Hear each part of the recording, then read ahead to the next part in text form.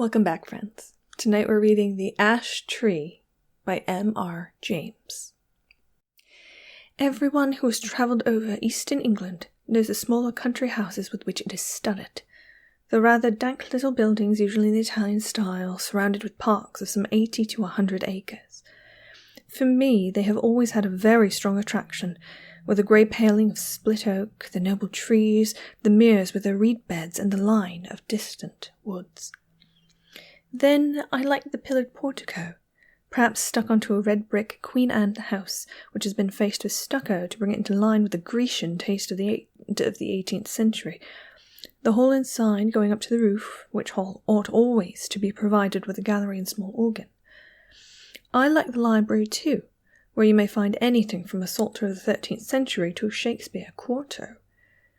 I like the pictures, of course, and perhaps most of all I like fancying what life in such a house was when it was first built, and in the piping times of landlord prosperity, and not least now when, if money is not so plentiful, taste is more varied, and life quite as interesting. I wish to have one of these houses, and enough money to keep together and entertain my friends in it modestly. But this is a digression. I have to tell you of a curious series of events which happened in such a house as I have tried to describe. It is the Castringham Hall in Suffolk. I think a good deal has been done to the building since the period of my story, but the essential features I have sketched are still there. Italian portico, square block of white house, older inside than out, park with fringe of woods, and mere. The one feature that marked out the house from a score of others is gone. As you looked at it from the park, you saw on the right a great old ash tree growing within half a dozen yards of the wall, and almost or quite touching the building with its branches. I suppose it has stood there ever since Castringham ceased to be a fortified place, and since the moat was filled in and the Elizabethan dwelling-house built. At any rate, it had well nigh attained its full dimensions in the year 1690. In that year, the district in which the hall is situated was the scene of a number of witch trials. It will be long, I think, before we arrive at a just estimate at the amount of solid reason, if there was any, which lay at the root of the universal fear of witches in old times. Whether the persons accused of this offence really did imagine that they were possessed of unusual powers of any kind, or whether they had the will, at least, if not the power of doing mischief to their neighbours, or whether all the confessions, of which there were so many, were extorted by the mere cruelty of the witch-finders. These are questions which are not, I fancy, yet solved. And the present narrative gives me pause. I cannot altogether sweep it away as mere convention. The reader must judge for himself. Castringham contributed a victim to the auto da fe. Mrs. Mothersole was her name, and she differed from the ordinary run of village witches only in being rather better off and in a more influential position. Efforts were made to save her by several reputable farmers of the parish. They did their best to testify to her character, and showed considerable anxiety as to the verdict of the jury. But what seems to have been fatal to the woman was the evidence of the then proprietor of Castringham Hall, Sir Matthew Fell. He deposed to having watched her on 3 different occasions from his window at the full of the moon, gathering sprigs, quote, "from the ash tree near my house," end quote. She had climbed into the branches clad only in her shift, and was cutting off small twigs with a peculiarly carved knife, and as she did so, she seemed to be talking to herself. On each occasion Sir Matthew had done his best to capture the woman, but she had always taken alarm at some accidental noise he had made, and all he could see when he got down to the garden was a hare running across the park in the direction of the village.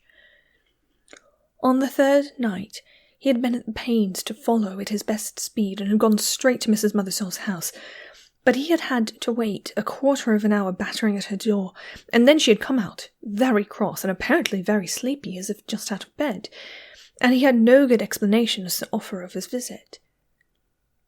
Mainly on this evidence, though there was much more of a less striking and unusual kind from other parishioners, Mrs. Mothersole was found guilty and condemned to die. She was hanged a week after the trial with 5 or 6 more unhappy creatures at Bury St. Edmunds. Sir Matthew Fell, then Deputy Sheriff, was present at the execution. It was a damp, drizzly March morning when the cart made its way up the rough grass hill outside Northgate, where the gallows stood. The other victims were apathetic or broken down with misery, but Mrs. Mothersole was, as in life so in death, of a very different temper. Her, quote, poisonous rage, end quote, as a reporter of the Times put it, quote, did so work upon the bystanders, yea, even upon the hangman, that it was constantly affirmed of all that saw her that she presented the living aspect of a mad devil. Yet she offered no resistance to the officers of the law, only she looked upon those that had laid hands upon her with so direful and venomous an aspect that, as one of them afterwards assured me, the mere thought of it preyed inwardly upon his mind for 6 months after. End quote. However, all that she is reported to have said was the seemingly meaningless words, quote, there will be guests at the hall, end quote, which she repeated more than once in an undertone.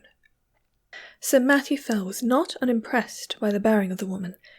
He had some talk upon the matter with the vicar of his parish, with whom he travelled home after the assize business was over. His evidence at the trial had not been very willingly given. He was not specially infected with a witch-finding mania, but he declared, then and afterwards, that he could not give any other account of the matter than he had given, and that he could not possibly have been mistaken as to what he saw. The whole transaction had been repugnant to him, for he was a man who liked to be on pleasant terms with those about him, but he saw a duty to be done in this business, and he had done it. That seems to have been the gist of his sentiments, and the vicar applauded it, as any reasonable man must have done. A few weeks later, when the moon of May was at full, vicar and squire met again at the park and walked to the hall together. Lady Fell was with her mother, who was dangerously ill, and Sir Matthew was alone at home, so the vicar, Mr. Crome, was easily persuaded to take a late supper at the hall. Sir Matthew was not very good company this evening. The talk ran chiefly on family and parish matters, and as luck would have it, Sir Matthew made a memorandum in writing of certain wishes or intentions of his regarding his estates, which afterwards proved exceedingly useful. When Mr. Crome thought of starting for home about 9:30, Sir Matthew and he took a preliminary turn on the gravelled walk at the back of the house. The only incident that struck Mr. Crome was this. They were in sight of the ash tree which I described as growing near the windows of the building, when Sir Matthew stopped and said, "What is that runs up and down the stem of the ash? It is never a squirrel. They will all be in their nests by now." The vicar looked and saw the moving creature, but he could make nothing of its colour in the moonlight. The sharp outline, however, seen for an instant, was imprinted in his brain, and he could have sworn, he said, though it sounded foolish, that, squirrel or not, it had more than 4 legs. Still, not much was to be made of the momentary vision, and the two men parted. They may have met since then, but it was not for a score of years. Next day, Sir Matthew Fell was not downstairs at 6 in the morning, as was his custom, nor at 7, nor yet at 8. Hereupon the servants went and knocked at his chamber door. I need not prolong the description of the anxious listenings and renewed batterings on the panels. The door was opened at last from the outside, and they found their master dead and black. So much you have guessed. That there were any marks of violence did not at the moment appear, but the window was open. One of the men went to fetch the parson, and then, by his directions, rode on to give notice to the coroner. Mr. Crome himself went as quick as he might to the hall, and was shown to the room where the dead man lay. He has left some notes among his papers which show how genuine a respect and sorrow was felt for Sir Matthew, and there is also this passage which I transcribe for the sake of the light it throws upon the course of events and also upon the common beliefs of the time. Quote, "There was not any the least trace of an entrance having been forced to the chamber, but the casement stood open, as my poor friend would always have it in the season. He had his evening drink of small ale in a silver vessel of about a pint measure, and tonight had not drunk it out. This drink was examined by the physician from Bury, Mr. Hodgkins, who could not, as he afterwards declared upon his oath, before the coroner's inquest, discovered that any matter of venomous kind was present in it. For, as was natural, in the great swelling and blackness of the corpse, there was talk made among the neighbours of poison.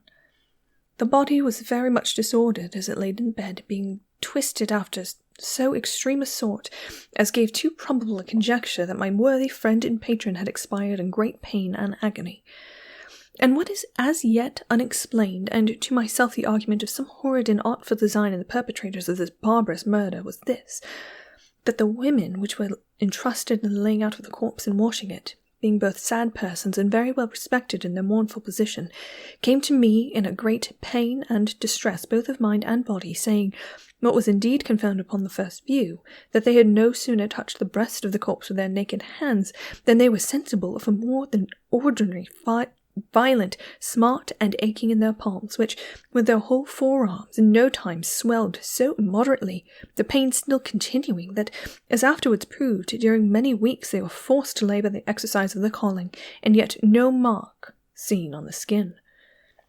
Upon hearing this, I sent for the physician, who was still in the house, and who made as careful a proof as we were able to by help of a small magnifying lens of crystal of the condition of the skin of this part of the body, but I could not detect with the instrument we had any matter of importance beyond a couple of small punctures or pricks, which we then concluded were the spots by which the poison might be introduced, remembering that ring of Pope Borgia, with other known specimens of the horrid art of the Italian poisoners of the last age. So much is to be said of the symptoms seen on the corpse. As to what I am to add, is merely my own experiment, and to be left to posterity to judge whether there be anything of value therein.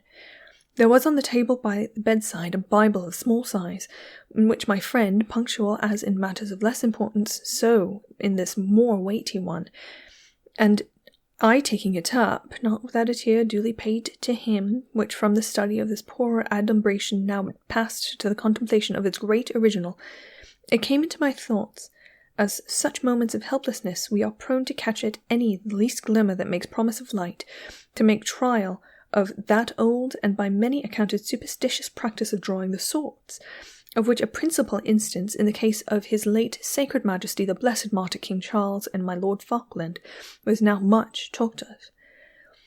I must needs admit that by my trial not much assistance was afforded me, yet as the cause and origin of these dreadful events may hereafter be searched out, I set down the results. In the case it may be found that they pointed to the true quarter of the mischief to a quicker intelligence than my own. I made then 3 trials, opening the book and placing my finger upon certain words, which gave in the first these words, from Luke 13:7, cut it down. In the second, Isaiah 13:20, it shall never be inhabited. And upon the third experiment, Job 39:30, her young ones also suck up blood. End quote. This is all that need to be quoted from Mr. Crome's papers. Sir Matthew Fell was duly coffined and laid into the earth, and his funeral sermon, preached by Mr. Crome on the following Sunday, has been printed under the title of The Unsearchable Way, or England's Danger and the Malicious Dealings of Antichrist, it being the vicar's view, as well as that of most commonly held in the neighbourhood, that the squire was the victim of a recrudescence of the popish plot. His son, Sir Matthew II, acceded to the title and estates, and so ends the first act of the Catringham tragedy. It is to be mentioned, though the fact is not surprising, that the new baronet did not occupy the room in which his father had died, nor indeed was it slept in by anyone but an occasional visitor during the whole of his occupation. He died in 1735, and I do not find that anything particular marked his reign, save a curiously constant mortality among his cattle and livestock in general, which showed a tendency to increase slightly as time went on. Those who are interested in the details will find a statistical account in a letter to the Gentleman's Magazine of 1772, which draws the facts from the baronet's own papers. He put an end to it at last by a very simple expedient, that of shutting up all his beasts in sheds at night and keeping no sheep in his park, for he had noticed that nothing was ever attacked that spent the night indoors. After that, the disorder confined itself to wild birds and beasts of chase, but as we have no good account of the symptoms, and as all night-watching was due unproductive of any clue, I do not dwell on what the Suffolk farmers called Castringham sickness. The second Sir Matthew died in 1735, as I have said, and was duly succeeded by his son Sir Richard. It was in his time that the great family pew was built out on the north side of the parish church. So large were the squire's ideas that several of the graves on that unhallowed side of the building had to be disturbed to satisfy his requirements. Among them was that of Mrs. Mothersole, the position of which was accurately known, thanks to a note on the plan of the church and yard, both made by Mr. Crome. A certain amount of interest was excited in the village when it was known that the famous witch, who was still remembered by a few, was to be exhumed, and the feeling of surprise and indeed disquiet was very strong when it was found that, though her coffin was fairly sound and unbroken, there was no trace whatever inside it of body, bones, or dust. Indeed, it is such a curious phenomenon, for at the time of her burying no such things were dreamt of as resurrection men, and it is difficult to conceive any rational motive for stealing a body otherwise than for the uses of the dissecting room. The incident revived for a time all the stories of witch trials and of the exploits of the witches, dormant for 40 years, and Sir Richard's orders that the coffin should be burnt were thought by a good many to be rather foolhardy, though they were duly carried out. Sir Richard was a pestilent innovator, it is certain. Before his time the whole had been a fine block of the mellowest red brick, but Sir Richard had travelled in Italy and become infected with the Italian taste, and having more money than his predecessors, he determined to leave an Italian palace where he had found an English house. So stucco and ashlar masked the brick, some indifferent Roman marbles were planted about the entrance hall and gardens, a reproduction of the Sibyl's temple at Tivoli was erected on the opposite bank of the Mere, and Castringham took on an entirely new, and I must say, a less engaging aspect.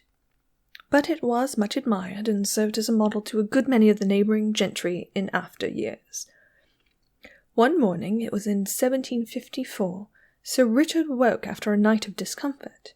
It had been windy, and his chimney had smoked persistently, and yet it was so cold that he must keep up a fire. Also, something had so rattled about the window that no man could get a moment's peace.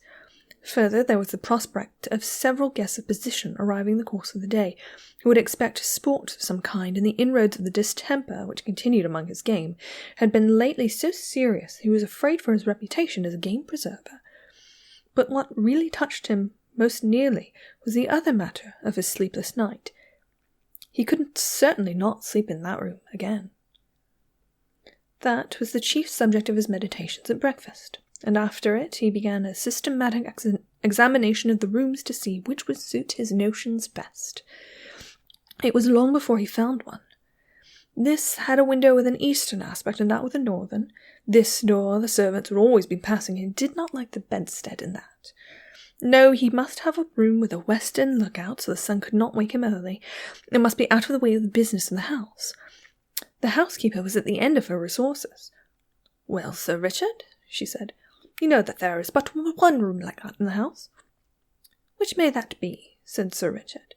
"That is Sir Matthew's, the west chamber." "Well, put me in there, for there I'll lie tonight," said her master. "Which way is it?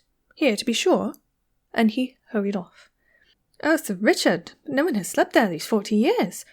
The air has hardly been changed since Sir Matthew died there." Thus she spoke, and rustled after him. "Come, open the door, Miss Chiddick, I'll see the chamber at least." So it was opened, and indeed the smell was very close and earthy. Sir Richard crossed to the window, and impatiently, as was his wont, threw the shutters back and flung open the casement. For this end of the house was one which the alterations had barely touched, grown up as it was with a great ash tree, and being otherwise concealed from view. "Aired Mrs. Chiddick all to-day, and moved my bed furniture in the afternoon. Put the Bishop of Kilmore in my old room." "Pray, Sir Richard," said a new voice, breaking in on this speech, "might I have the favour of a moment's interview?" Sir Richard turned round and saw a man in black in the doorway, who bowed. "I must ask your indulgence for this intrusion, Sir Richard. You will perhaps hardly remember me. My name is William Crome, and my grandfather was vicar here in your grandfather's time." "Well, sir," said Sir Richard, "the name of Crome is always a passport to Castringham. I am glad to renew a friendship of 2 generations' standing, and what can I serve you? For your hour of calling, and if I do not mistake you, your bearing, shows you to be in some haste." "That is no more than the truth, sir. I am riding from Norwich to Bury St. Edmunds with what haste I can make. I have called in on my way to leave with you some papers which we have just come upon in looking over what my grandfather left at his death. It is thought you might find some matters of family interest in them." You are mighty obliging, Mr. Crome, and if you will be so good as to follow me to the parlour and drink a glass of wine, we will take a first look at these papers together. And you, Mrs. Chiddock, as I said, be about airing this chamber. Yes, it is here my grandfather died. Yes, the tree perhaps does make the place a little dampish. No, I do not wish to listen to any more. Make no difficulties, I beg. You have your orders. Go. Will you follow me, sir? They went to the study. The packet which young Mr. Crome had brought, he was then just become a fellow of Clare Hall in Cambridge, I must say, and subsequently brought out a respectable edition of Polyanus, discovered among other things the notes which the old vicar had made upon the occasion of Sir Matthew Fell's death. And for the first time Sir Richard was confronted with the enigmatical sorts biblicae which you have heard. They amused him a good deal. Well, he said, my grandfather's Bible gave one prudent piece of advice: cut it down. If that stands for the ash tree, you may rest assured I shall not neglect it. Such a nest of catarrhs and agues was never seen. The parlour contained the family books, which, pending the arrival of a collection which Sir Richard had made in Italy, and the building of a proper room to receive them, were not many in number. Sir Richard looked up from the paper to the bookcase. I wonder, says he, whether the old prophet is there yet. I fancy I see him. Crossing the room, he took out a dumpy Bible, which, sure enough, bore on the flyleaf the inscription, to Matthew Fell, from his loving godmother, Anne Aldous, 2 September 1659. It would be no bad plan to test him again, Mr. Crome. I'll wager we get a couple of names in the chronicles. What have we here? Thou shalt seek me in the morning, and I shall not be. Well, your grandfather would have made a fine omen of that, eh? No more prophets for me. They are all in a tale. And now, Mr. Crome, I am infinitely obliged to you for your packet. You will, I fear, be impatient to get on. Pray allow me another glass. So, with offers of hospitality which were genuinely meant, for Sir Richard thought well of the young man's address and manner, they parted. In the afternoon came the guests, the Bishop of Kilmore, Lady Mary Hervey, Sir William Kentfield, etc. Dinner at 5, wine, cards, supper, and dispersal to bed. Next morning Sir Richard is disinclined to take his gun with the rest. He talks with the Bishop of Kilmore. This prelate, unlike a good many of the Irish bishops of his day, had visited his see, and indeed resided there for some considerable time.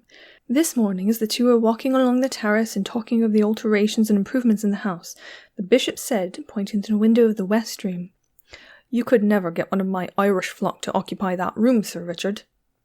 Why is that, my lord? It is, in fact, my own.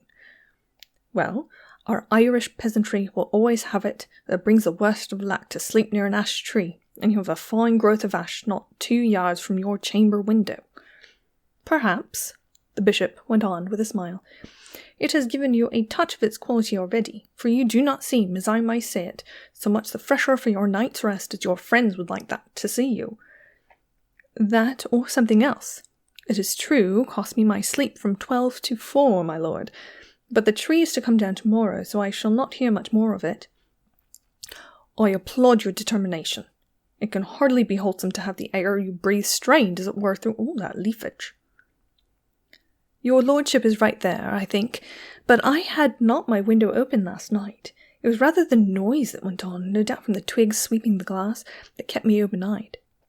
I think that can hardly be, Sir Richard. Here, you see it from this point. None of these nearest branches can even touch your casement lest there was a gale, and there was none of that last night. I missed the panes by a foot.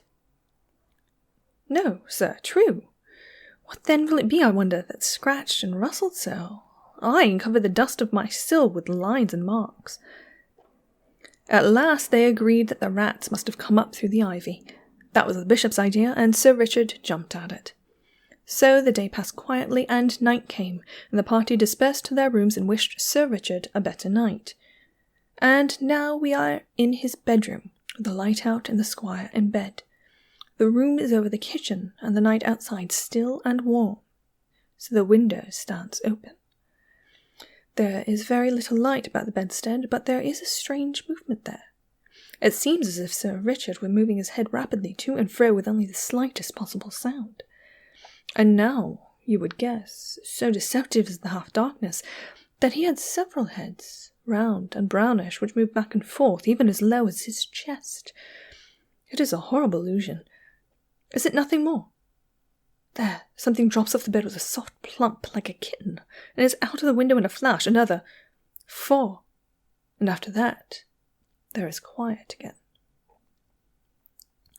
Quote, "Thou shalt seek me in the morning, and I shall not be." End quote. As with Sir Matthew, so with Sir Richard, dead and black in his bed. A pale and silent party of guests and servants gathered under the window when the news was known. Italian poisoners, popish emissaries, infected air, all these and more guesses were hazarded, and the Bishop of Kilmore looked at the tree, in the fork of whose lower boughs a white tomcat was crouching, looking down at the hollow which years had gnawed in the trunk. It was watching something inside the tree with great interest. Suddenly it got up and craned over the hole. Then a bit of the edge on which it stood gave way, and it went slithering in. Everyone looked up at the noise of the fall. It is known to most of us that a cat can cry, but few of us have heard, I hope, such a yell as came out of the trunk of that great ash. 2 or 3 screams there were, the witnesses are not sure which, and then a slight and muffled noise of some commotion or struggling was all that came. But Lady Mary Hervey fainted outright, and the housekeeper stopped her ears and fled till she fell on the terrace. The Bishop of Kilmore and Sir William Kentfield stayed, yet even they were daunted, though it was only the cry of a cat, and Sir William swallowed once or twice before he could say, "There is something more than we know of in that tree, my lord. I am for an instant search." And this was agreed upon. A ladder was brought down, and one of the gardeners went up, and looking down the hollow could detect nothing but a few dim indications of something moving. They got a lantern and let it down by a rope. "We must get to the bottom of this. My life upon it, my lord, but the secret of these terrible deaths is there." Up went the gardener again with the lantern and let it down the hole cautiously. They saw the yellow light upon his face as he bent over, and saw his face struck with an incredulous terror and loathing before he cried out in a dreadful voice and fell back from the ladder, where happily he was caught by 2 of the men, letting the lantern fall inside the tree. He was in a dead faint, and it was some time before any word could be got out of him. By then they had something else to look at. The lantern must have broken at the bottom, and the light in it caught upon the dry leaves and rubbish that lay there, for in a few minutes a dense smoke began to come up, and then flame, and, to be short, the tree was in a blaze. The bystanders made a ring at some yards' distance, and Sir William and the bishop sent men to get what weapons and tools they could, for clearly whatever might be using the tree as its lair would be forced out by the fire. So it was. First at the fork they saw a round body covered with fire, the size of a man's head, appear very suddenly, then seem to collapse and fall back. This 5 or 6 times, then a similar ball leapt into the air and fell on the grass, where after a moment it lay still. The bishop went as near as he dared to it, and saw but the remains of an enormous spider, veinous and seared. And as the fire burned lower down, more terrible bodies like this began to break out from the trunk, and it was seen that these were covered with greyish hair. All that day the ash burned, till it fell to pieces. The men stood about it, and from time to time killed the brutes as they darted out.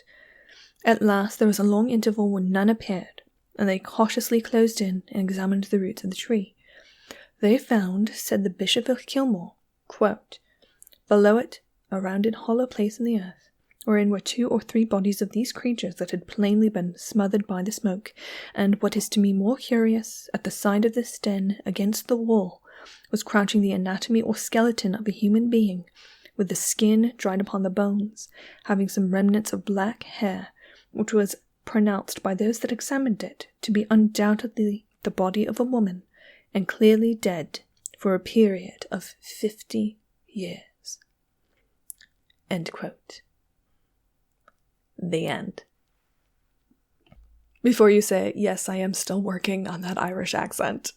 Usually I tell you guys a little bit about the author and a little bit about their history, because that can kind of sometimes inform the book or the work itself and why they wrote and stuff like that. But with M.R. James in particular, it really, really informs the story itself. The Ash Tree was initially published in 1904 in his M.R. James's big book, Ghost Stories of an Antiquary, which also has, O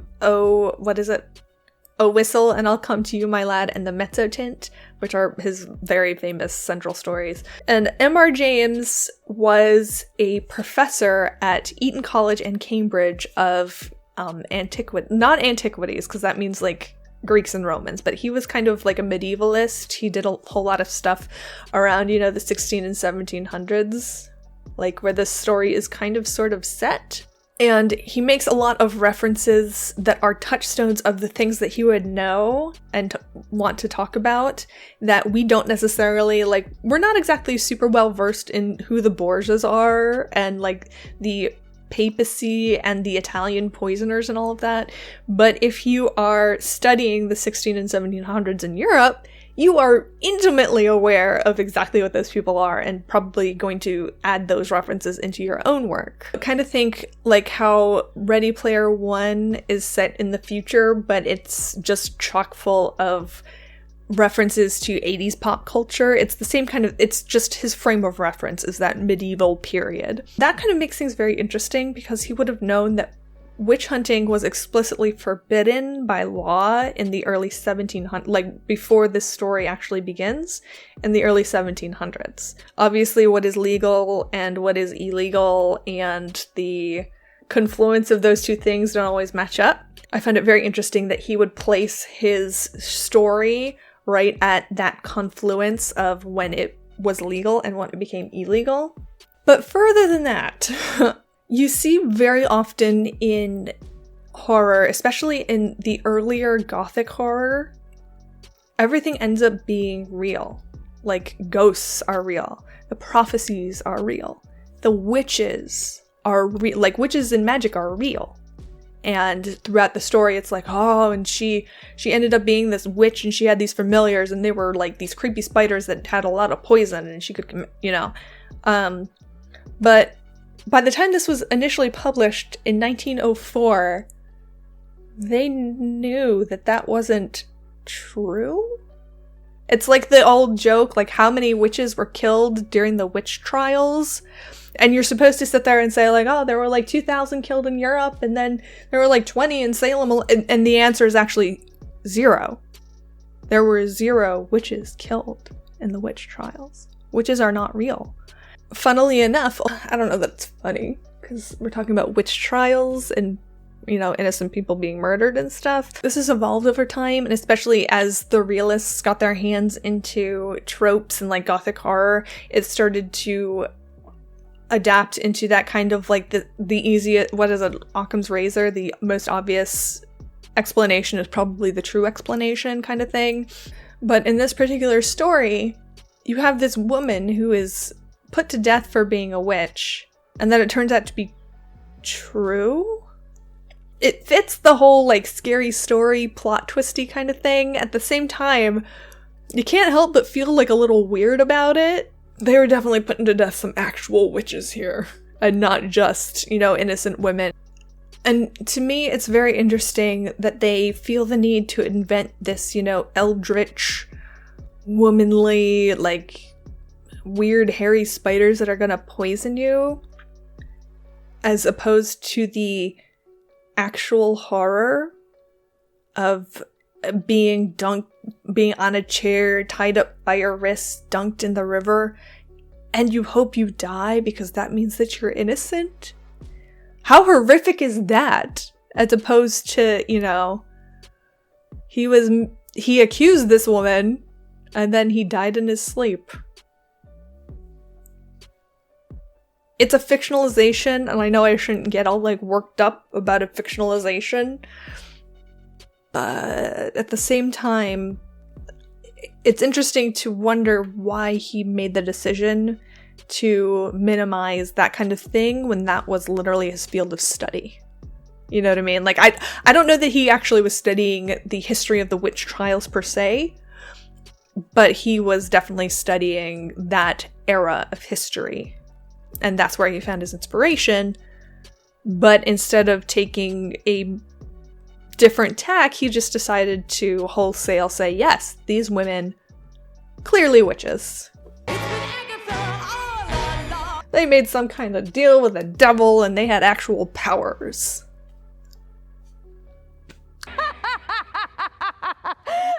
And I mean, even though I'm being kind of buzzkilly right now, it's still a decently constructed story. It's just interesting sometimes to think about why the stories are written for entertainment the way that they are. That's all. If you enjoyed this story, even though it may be a little motivationally suspect, make sure to like it down below so that I know, so that I can do more stories like this one. And I will see you guys next time.